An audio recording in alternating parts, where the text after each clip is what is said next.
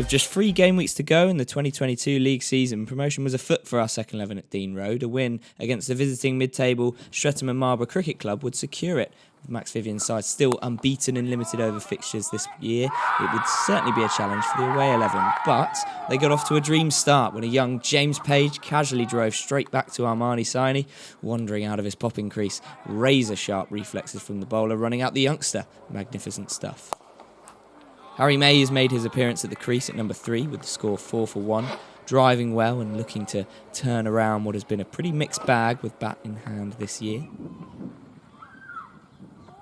At the other end, the form of the second 11 skipper was anything but. Viv will be the first to tell you of his 40-plus average in his highest scoring season in OH colours. Mays' knock would come to an end in the 10th, as Sam Keenan swinging inducker getting a little too tight to his chest, feathering the edge through to Jamie Elliott to leave the pals 26 for 2 and in a little bit of trouble. Regardless, Viv was looking in good shape, appearing in his 150th OH game, and would have felt comfortable coming into the fixture, having scored 74 against Streatham Marlborough on away turf back in June. Jack Rosser was the next man in, who had recovered some late-season form with back-to-back 43s against Hampton Wick Royal and Worcester Park.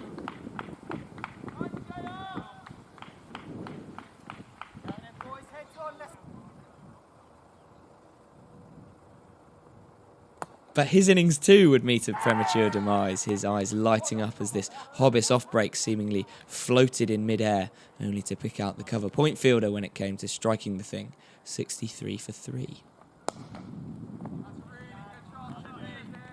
Ben Chippendale's first season in OH colours had been a mixed bag as well, having taken a few weeks to find his feet, flitting between first 11 and third 11 appearances. Before hitting an impressive ton for the twos at Old Emmanuel, Chip was now tasked with steadying the ship alongside his captain. Destructive when in full flow, Ben had no hesitation in depositing these Hobbs deliveries in his third over. Before Viv followed suit soon after. The slightly dartier first-change spinner Sean Ryan had been in splendid nick this season, picking up 41 wickets. His first showing on the Frog, unfortunately, would be a drag down that raced away to third man.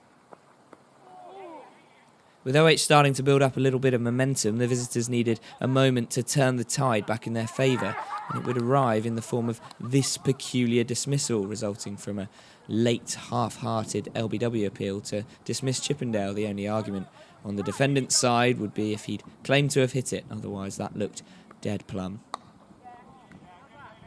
With a fixture in the balance at 97 for 4, Max Bailey arrived at the wicket, striking his first delivery to the rope as OH passed 100. And another milestone was surpassed just after Max reaching his 9th half-century of the season from 78 deliveries.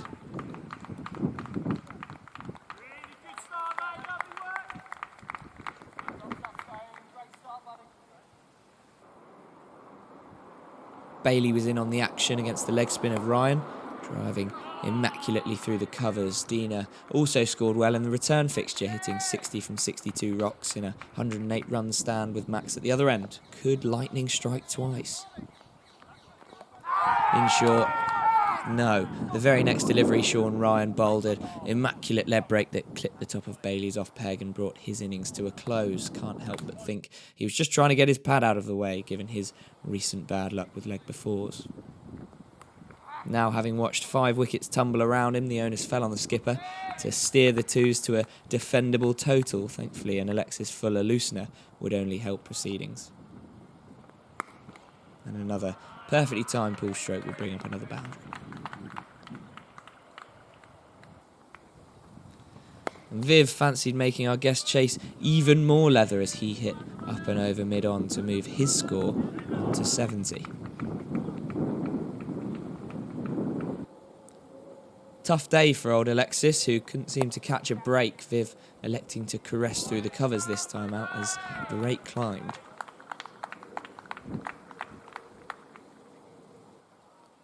Elmo found himself at the crease in a slightly foreign scenario, having ample opportunity to build an innings as opposed to his characteristic bludgeoning. His first boundary came off his 22nd ball faced, clipping through mid-wicket. Keenan re-entered the attack and Max wasted no time with formalities.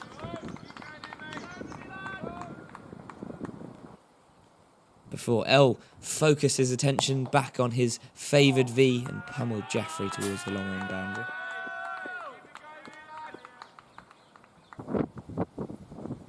The 60-run stand for the 6th wicket, and thus the fun would be brought to an end. Jeffrey trapping Viv in front of his leg stump with a nice little in-swinger. The importance of this captain's innings should not be understated given the complexion of the tie, although Max looks understandably gutted to have missed out once more on his first OH ton. It'll soon come, Skip.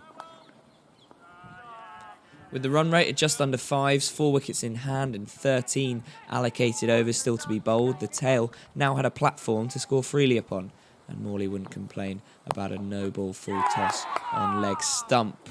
The scoreboard did tick along until the 41st, where Elmo would fall prey to a Jeffrey caught and bowled, not quite picking up his trademark shot, and falling for 33 at a strike rate of 75.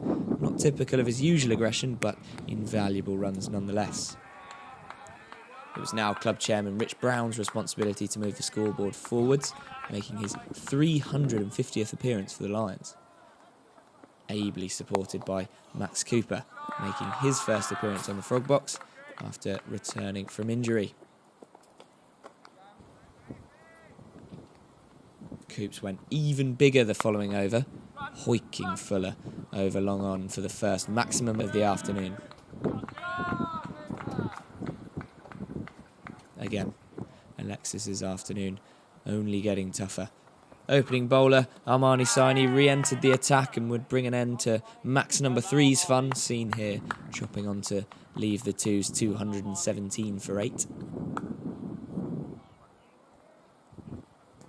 Ben Dowse was our number 10, dropping his hands on his first nut, which duly ran down to the third man boundary.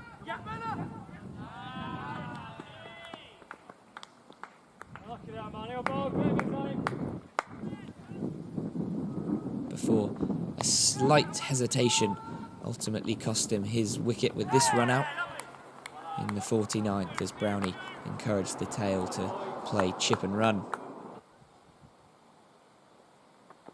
Beeve joined Rich as the pair ran everything, with the 300th legal delivery of the innings playing host to this entertaining reverse waft. The twos managing 241 from their 50 overs, largely thanks to a vital skipper's knock from Max Vivian, supported by a smattering of scores amongst the middle and lower orders. A nod to a weekend of milestones must be made in Brownie's direction, scoring his 2,500th run in his 350th OH game.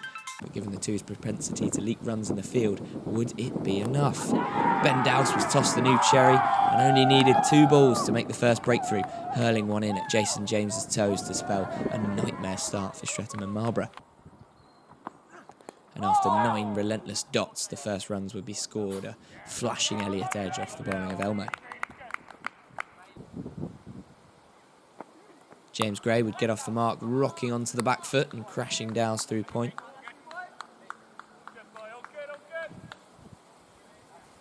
Before opting for the aerial option just 2 balls later.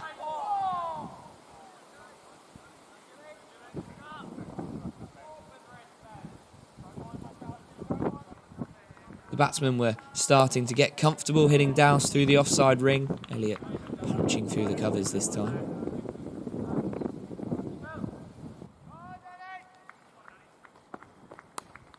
But, as is often the case, it would take a wide long hop from Elmo to make the second breakthrough. Once again, Max Bailey, the man with the mitts at point, his 23rd catch and 31st victim for the season.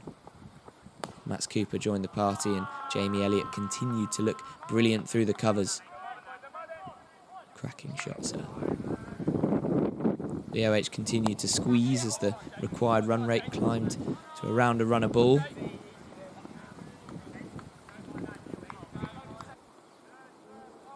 Rafael Prendergast would be the man to recognise this and would soon be responsible for the lion's share of the visitors' boundaries.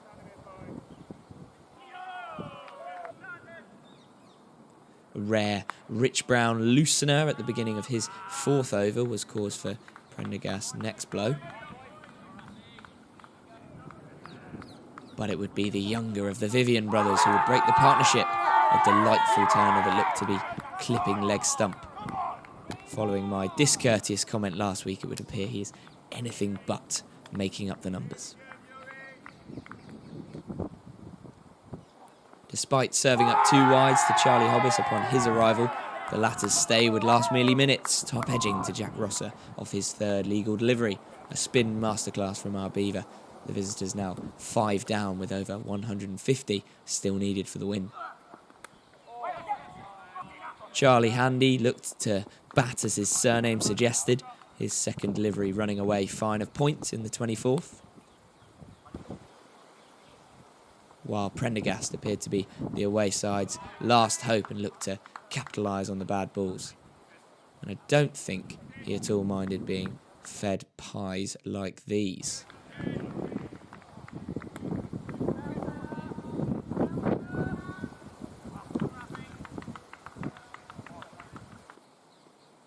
Or these.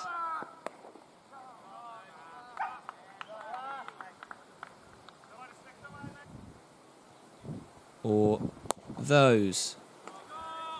Sorry, that was a bit harsh. Welcome, Dina.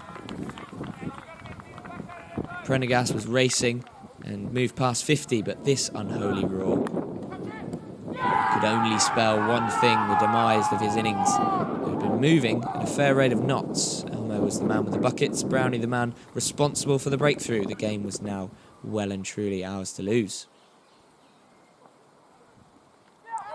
Rosser needed a 2nd bite of the cherry to snaffle this fine, handy edge off of Bailey's bowling, and what a grab it turned out to be.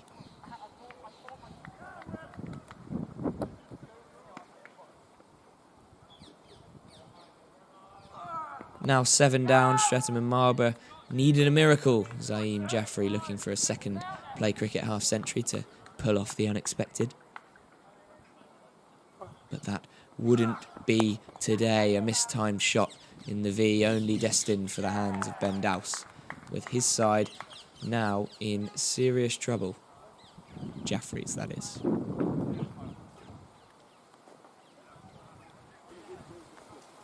Dowse re-entered the attack and claimed his 2nd pole of the day, beating Sean Ryan all ends up. Hold the pose regardless.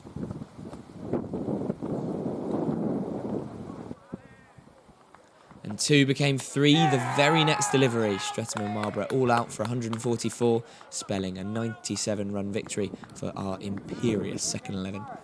So another commanding victory for Vivian and co, spearheaded by Max and supported by handy Ben Dowse wickets and a handy all-round performance from Brownie on a special 350th game to secure promotion into Div 2.